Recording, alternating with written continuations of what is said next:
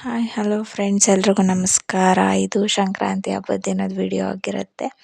ಬೆಳಿಗ್ಗೆ ಬೇಗ ಎದ್ದು ಮನೆಯೆಲ್ಲ ಕ್ಲೀನ್ ಮಾಡಿ ಫ್ರೆಶ್ ಅಪ್ ಆಗಿ ಪೂಜೆ ಮಾಡಿ ತಿಂಡಿ ಕೂಡ ಮುಗಿಸಿ ಮಧ್ಯಾಹ್ನದ ಅಡುಗೆ ಪ್ರಿಪ್ರೇಷನ್ ಕೂಡ ಎಲ್ಲ ಇತ್ತು. ಎಲ್ಲನೂ ಮಾಡಿ ನಾವು ಸ್ವಲ್ಪ ದನಗಳನ್ನೆಲ್ಲ ರೆಡಿ ಮಾಡೋದಿತ್ತು.